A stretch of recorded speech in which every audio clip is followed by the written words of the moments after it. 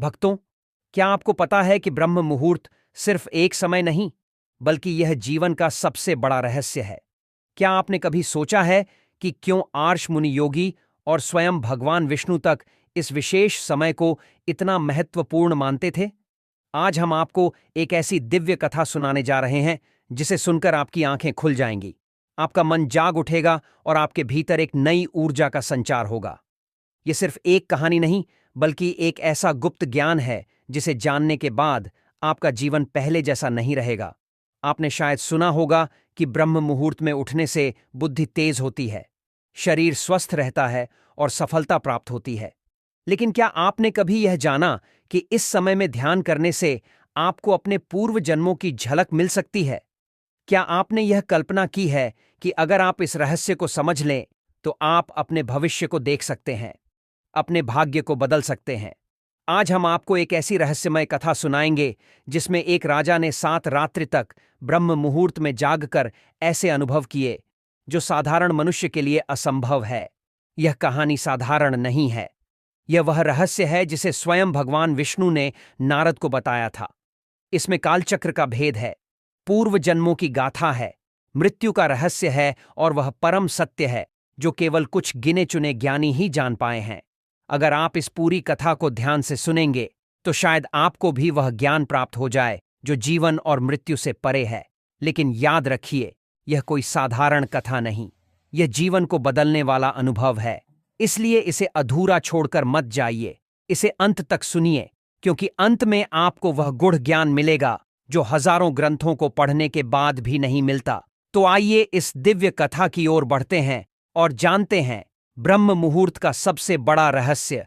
भक्तों, आगे बढ़ने से पहले अगर आप भी चाहते हैं कि माता लक्ष्मी का आशीर्वाद आपके ऊपर सदैव बना रहे, तो इस वीडियो को एक लाइक करके आपके अपने चैनल अद्भुत वास्तु ज्ञान को सब्सक्राइब कर लें और कमेंट बॉक्स में जय लक्ष्मी माता लिखकर अपनी हाजिरी अवश्य से लगाए। सत्यलोक का दिव्य वातावरण हर ओर अपनी आभा बिखेर रहा था। वहां देवताओं और आर्षियों के स्वर गूंज रहे थे। चारों ओर शांति और आनंद का साम्राज्य था। इसी पवित्र लोक में नारद मुनि अपनी मधुर वीणा के साथ भगवान विष्णु के समक्ष उपस्थित हुए। उनकी वीणा से निकलने वाली ध्वनि वातावरण में माधुर्य घोल रही थी, लेकिन उनके मन में एक गूढ़ जिज्ञासा उठ रही थी। वे भक्तिभाव से भगवान विष्णु के चरणों में प्रणाम कर बोले, हे प्रभु, मैंने वेदों, पुराणों और शास्त्रों का गहन अध्ययन किया है, संसार के असंख्य स्थानों की यात्रा भी की है, लेकिन मेरे मन में एक प्रश्न बार बार उठता है। जब मैं पृथ्वी लोक पर जाता हूं तो वहां के मनुष्यों में बहुत अंतर देखता हूं। कुछ लोग अपार तेज से संपन्न होते हैं, उनका मन शांत रहता है, शरीर स्वस्थ होता है और बुद्धि अत्यंत प्रखर होती है। वहीं कुछ लोग सदैव आलस्य, दुख और अशांति में डूबे रहते हैं। यह इतना बड़ा भेद क्यों है? क्या इसका कोई विशेष कारण है? क्या इसका संबंध जागरण के समय से हो सकता है? क्या ऐसा कोई विशिष्ट समय है जब ब्रह्मांड की दिव्य ऊर्जा मनुष्य के लिए सहज सुलभ हो जाती है? भगवान विष्णु नारद मुनि की बात सुनकर मंद मंद मुस्कुराए। उनके मुखमंडल पर दिव्य प्रकाश फैला हुआ था। वे बोले, हे नारद, तुमने बहुत ही गूढ़ प्रश्न किया है।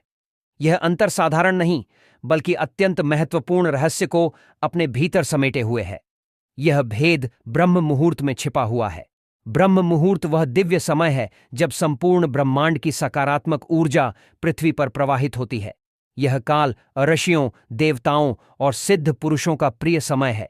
इस मुहूर्त में जो जागता है वह ब्रह्मांड की दिव्यता को अपने भीतर समाहित कर सकता है। इस समय साधना, ध्यान और अध्ययन करने से व्यक्ति का तन, मन और आत्मा शुद्ध हो जाते हैं। नारद मुनि का हृदय यह सुनकर प्रसन्न हुआ, लेकिन उनके भीतर एक और जिज्ञासा उठी। वे पुनः बोले, हे प्रभु, यदि ब्रह्म मुहूर्त इतना शक्तिशाली है तो कृपया मुझे एक ऐसी कथा सुनाइए जिससे इसका वास्तविक प्रभाव स्पष्ट हो सके। मैं स्वयं अनुभव करना चाहता हूं कि इस काल का क्या प्रभाव पड़ता है। भगवान विष्णु मुस्कुराए और बोले, हे नारद, ध्यानपूर्वक सुनो। मैं तुम्हें एक अत्यंत प्राचीन कथा सुनाने जा रहा हूं जिसे सुनकर तुम स्वयं ब्रह्म मुहूर्त की महिमा को भली भांति समझ सकोगे।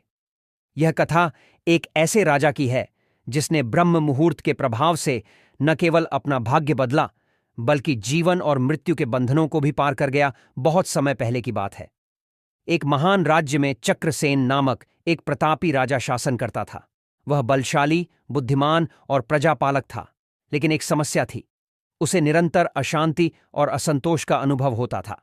उसके पास अथाह संपत्ति, विशाल सेना और ऐश्वर्य था, फिर भी वह मानसिक शांति से वंचित था। हर दिन जब वह दरबार में बैठता तो उसका मन व्याकुल रहता। राजमहल में सुख सुविधाओं की कोई कमी नहीं थी, फिर भी उसे लगता जैसे उसके जीवन में कोई महत्वपूर्ण चीज अधूरी है। एक दिन राजमहल में एक वृद्ध आर्षी का आगमन हुआ। उनके मुख पर दिव्य तेज था और उनकी वाणी में अपूर्व शांति। राजा ने उन्हें प्रणाम किया और अपनी समस्या उनके समक्ष रखी। आर्षी मुस्कुराए और बोले, राजन, तुम्हारी व्याकुलता का कारण यह है कि तुम ब्रह्मांड की ऊर्जा से सही प्रकार से नहीं जुड़ रहे। जो व्यक्ति ब्रह्म मुहूर्त में जागकर साधना करता है, वह प्रकृति और ब्रह्मांड की दिव्य शक्तियों को अपने भीतर समाहित कर लेता है। यही कारण है कि महान योगी, सिद्ध पुरुष और ज्ञानी जन इस समय का विशेष ध्यान रखते हैं। राजा चक्रसेन ने आश्चर्यचकित होकर पूछा, हे ऋषिवर, यह ब्रह्म मुहूर्त क्या होता है और इसका प्रभाव इतना गहरा क्यों है? ऋषि बोले, राजन, ब्रह्म मुहूर्त सूर्योदय से लगभग 1.5 से 2 घंटे पूर्व होता है। यह समय अत्यंत शुद्ध, शांत और ऊर्जा से भरा होता है।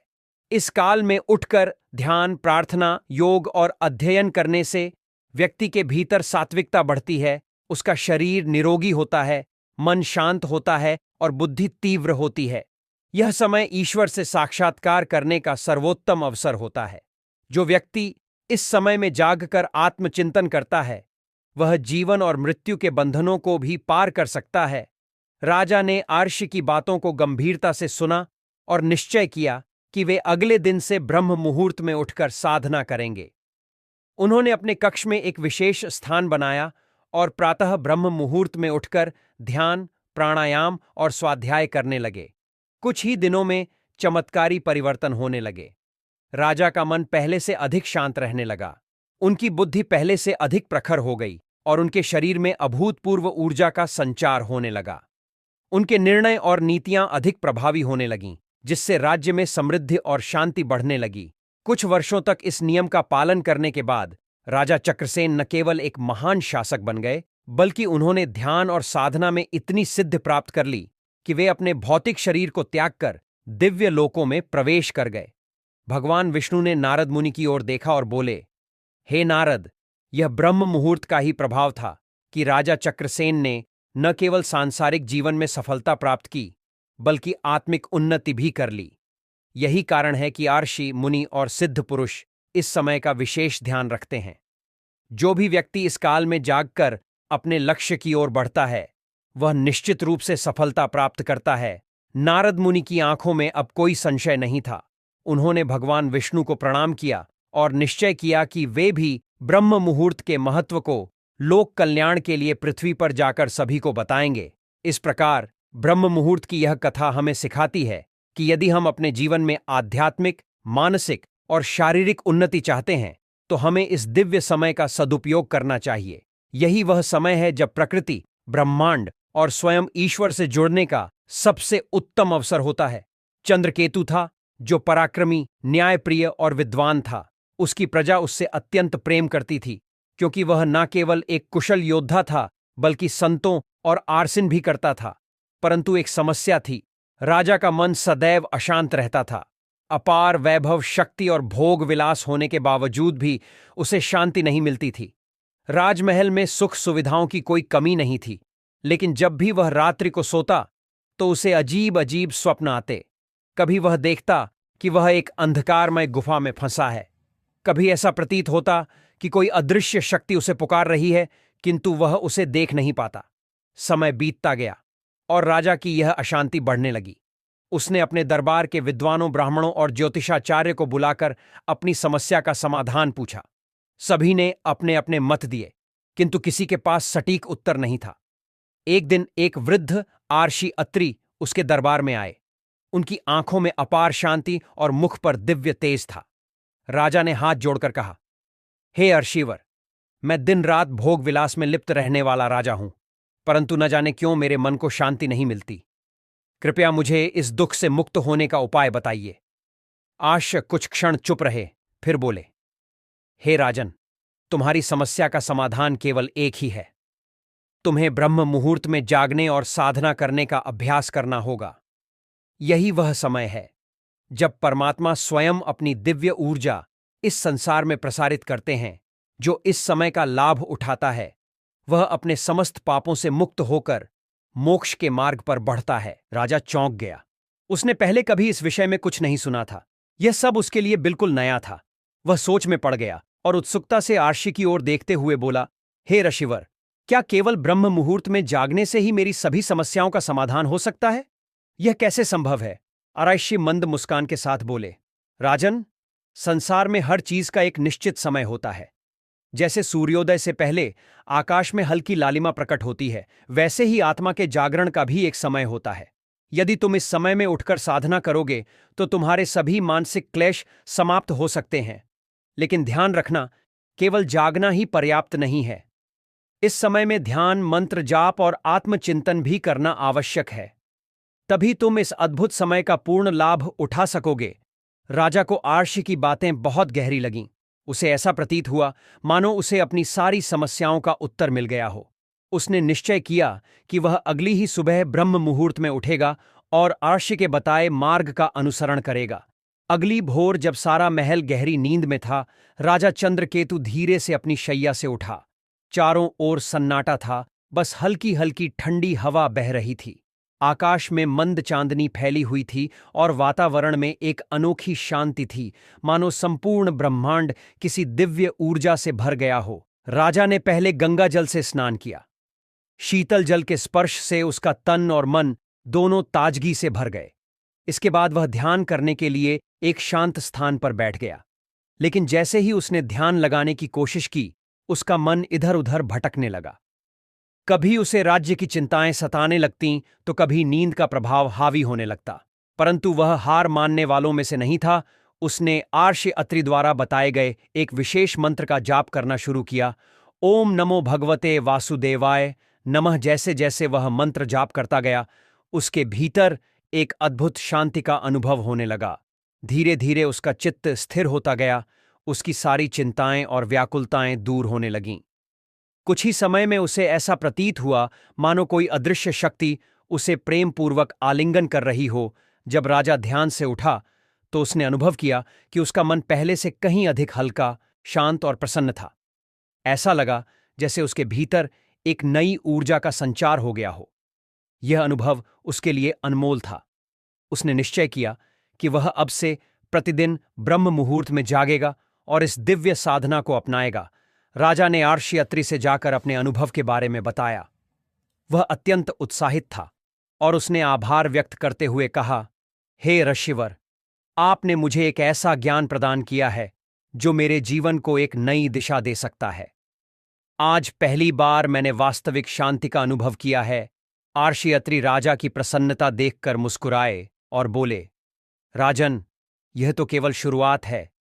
यदि तुम नियमित रूप से ब्रह्म मुहूर्त में जागकर ध्यान और साधना करोगे तो तुम्हारा जीवन ही बदल जाएगा। तुम्हारा मन निर्मल होगा, बुद्धि तेज होगी और आत्मा प्रकाशमय हो जाएगी। राजा ने निश्चय कर लिया कि अब वह इस दिव्य समय का पूर्ण लाभ उठाएगा। उसके मन में एक नई ऊर्जा, नई उमंग और नए जीवन की आशा जाग उठी थी। आर्षि मुस्कुराए और बोले, राजन, यह तो बस प्रारंभ है। यदि तुम इसी प्रकार निरंतर ब्रह्म मुहूर्त में जागकर साधना करते रहोगे तो कुछ ही समय में तुम्हें दिव्य रहस्यों की अनुभूति होने लगेगी। राजा चंद्रकेतु चकित था। उसने जिज्ञासावश पूछा, हे ऋष, वह यह दिव्य रहस्य कौन से हैं? क्या मैं इन्हें समझ सकता हूं? ऋष अत्रि ने एक गहरी सांस ली और बोले, इसका उत्तर मैं तुम्हें अगले कुछ दिनों में दूंगा, किंतु पहले तुम्हें 7 रात्रियां लगातार ब्रह्म मुहूर्त में जागकर ध्यान करना होगा।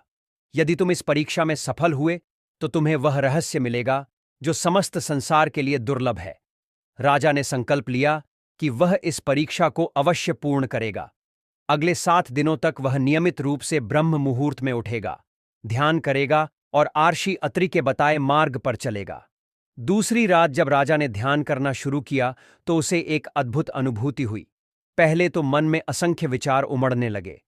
राज्य की सुरक्षा के कल्याण, भविष्य की योजनाएं। किंतु जैसे ही उसने अपनी दृष्टि को स्थिर किया और आर्ष अत्रि द्वारा दिया गया मंत्र दोहराने लगा, ओम नमो भगवते वासुदेवाय, वैसे ही उसके भीतर एक अजीब सी शांति फैलने लगी। अचानक उसे प्रतीत हुआ जैसे वह अपने शरीर से परे जा रहा है। उसका मन हल्का हो गया और उसने एक विशाल प्रकाश चक्र को अपने सामने घूमते हुए देखा। वह चक्र निरंतर गतिमान था, कभी तेज, कभी उसी समय उसे एक दिव्य स्वर सुनाई दिया, हे राजन, यह जो तुम देख रहे हो वह काल चक्र है। ब्रह्म मुहूर्त में ध्यान करने से साधक को काल का बोध होने लगता है। वही काल जो जन्म, मरण और पुनर्जन्म के बंधनों को निर्धारित करता है। यदि तुम इस साधना को 7 दिन तक निरंतर जारी रखोगे तो तुम्हें काल के रहस्यों की अनुभूति होगी। राजा चौंक कर ध्यान से बाहर आ गया। उसकी सांस तेज चल रही थी, लेकिन मन अत्यंत हल्का था। यह एक विलक्षण अनुभव था जिसे उसने पहले कभी महसूस नहीं किया था। तीसरी रात जब राजा ध्यान में बैठा तो इस बार वह सहज रूप से समाधि में चला गया। कुछ ही क्षणों में उसने स्वयं को किसी अन्य स्थान पर पाया। वह किसी महल में खड़ा था, पर यह उसका अपना महल नहीं था। चारों ओर दिव्य वस्त्रों से सुसज्जित लोग खड़े थे। वे उसे राजा के रूप में संबोधित कर रहे थे, लेकिन यह सौम्य नगर नहीं था। तभी एक वृद्ध ब्राह्मण उसके समक्ष आया और बोला, राजन, क्या आप अपने पूर्व जन्म को पहचानते हैं? राजा चंद्रकेतु स्तब्ध रह गया। उसने अपने चारों ओर देखा और उसे आभास हुआ कि यह कोई और समय है, कोई और जन्म। तभी दिव्य स्वर फिर गूंजा, ब्रह्म मुहूर्त में साधना करने से मनुष्य को अपने पूर्व जन्मों की स्मृति प्राप्त हो सकती है। जो साधक इस मुहूर्त में जागकर ध्यान करता है वह जीवन के रहस्य को जानने में सक्षम हो जाता है। राजा का पूरा शरीर रोमांचित हो उठा। जब वह ध्यान से बाहर आया तो उसकी आंखें आश्चर्य से भरी हुई थीं। क्या सचमुच ब्रह्म मुहूर्त इतना शक्तिशाली है कि यह मनुष्य को उसके जन्मों का रहस्य प्रकट कर सकता है? उसे यह जानने की तीव्र इच्छा हुई कि अगले दिन की साधना में उसे और क्या अनुभव होगा।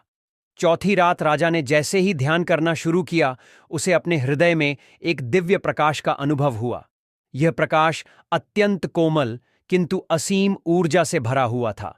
तभी एक गूंजता हुआ स्वर सुनाई दिया, हे राजन, यह प्रकाश तुम्हारी आत्मा का वास्तविक स्वरूप है। मनुष्य अपने शरीर को ही सत्य मानकर चलता है, किंतु आत्मा ही उसका वास्तविक अस्तित्व है। ब्रह्म मुहूर्त में साधना करने से आत्मा का बोध होता है। राजा का हृदय श्रद्धा से भर गया। उसने कभी नहीं सोचा था कि आत्मा का बोध इतना स्पष्ट रूप से संभव हो सकता है। पांचवीं रात राजा ध्यान में बैठते ही किसी अन्य स्थान पर पहुंच गया। वहां उसने अपने ही नगर को देखा, किंतु यह नगर वर्तमान से भिन्न था। नगर के द्वार पर एक विशाल सेना खड़ी थी। सैनिक अस्त्र शस्त्रों से सुसज्जित थे और आक्रमण की तैयारी कर रहे थे। राजा भयभीत हो उठा। यह क्या हो रहा है? यह दृश्य मेरे नगर का है, किंतु यह समय तो अभी आया नहीं। तभी एक दिव्य उत्तर मिला, हे राजन, ब्रह्म मुहूर्त में ध्यान करने से मनुष्य को भविष्य के संकेत प्राप्त होते हैं। यदि तुम इस साधना को जारी रखोगे तो तुम आने वाले समय की घटनाओं को पहले ही देख सकोगे और उचित निर्णय ले सकोगे। राजा स्तब्ध था। क्या यह भविष्य का संकेत था? छठी रात ध्यान के मध्य राजा ने एक अंधकारमय गुफा देखी। गुफा के भीतर वह स्वयं खड़ा था और उसके समक्ष यमदूत उपस्थित थे। हे राजन, देखो मृत्यु कैसी होती है। मनुष्य इसे एक अंत समझता है, किंतु यह एक नया आरंभ है। जो साधक ब्रह्म मुहूर्त में ध्यान करता है वह मृत्यु के भय से मुक्त हो जाता है। राजा ने देखा कि कैसे आत्मा शरीर छोड़कर एक दिव्य लोक में प्रवेश कर रही थी। यह एक रहस्यमय अनुभव था। सातवीं रात जब राजा ध्यान में बैठा तो उसने एक विशाल आकाशीय मंडल देखा। उसमें भगवान विष्णु स्वयं विराजमान थे। हे राजन, ब्रह्म मुहूर्त का सबसे बड़ा लाभ यह है कि साधक को परम सत्य का साक्षात्कार होता है।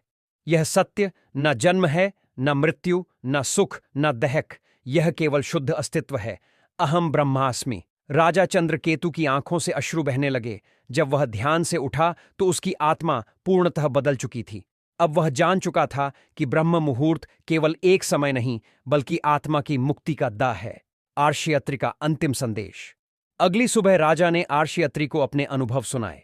आर्षि मुस्कुराए और बोले, हे राजन, अब तुम ब्रह्म मुहूर्त का वास्तविक महत्व समझ चुके हो। यदि समस्त मनुष्य इस समय में जागकर साधना करें तो वे भी इस परम सत्य को जान सकते हैं। किंतु ध्यान रहे, यह मार्ग कठिन है। धैर्य और समर्पण की आवश्यकता है। राजा ने प्रण लिया कि वह जीवन भर ब्रह्म मुहूर्त में जागकर ध्यान करेगा और अपनी प्रजा को भी इस दिव्य ज्ञान से परिचित कराएगा।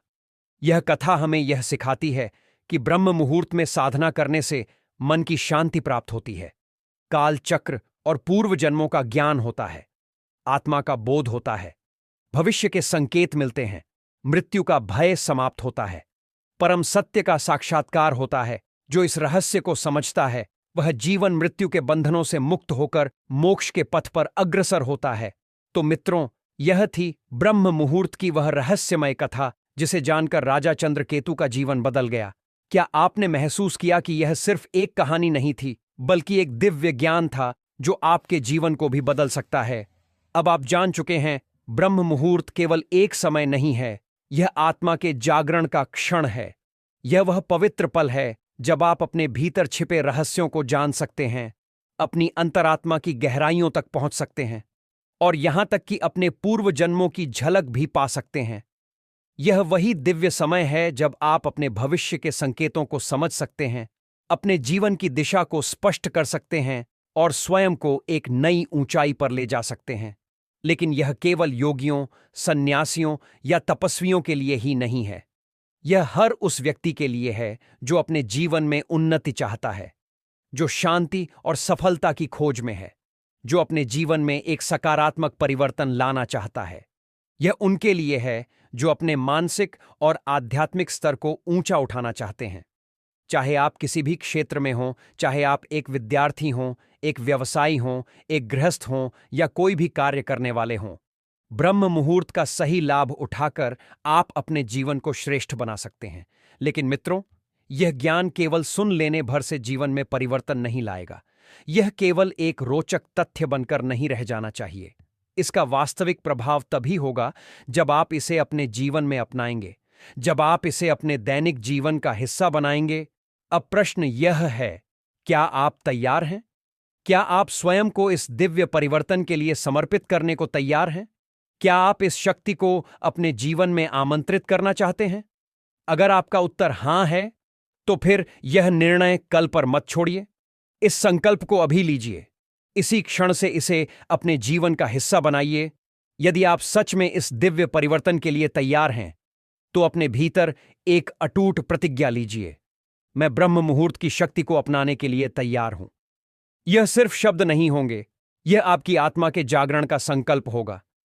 यह आपके भीतर सोई हुई अपार शक्ति को जागृत करने की शपथ होगी। तो सोचिए नहीं, निर्णय लीजिए। जो भी व्यक्ति इस मार्ग पर चलता है, वह अपने जीवन को श्रेष्ठतम ऊंचाइयों तक ले जा सकता है। ब्रह्म मुहूर्त का यह रहस्य अब आपके सामने है। अब यह आप पर निर्भर करता है कि आप इसे अपनाकर अपने जीवन को कैसे बदलते हैं। भक्तों, यह तमाम जानकारी जन रुचि को ध्यान में रखकर दी जा रही है।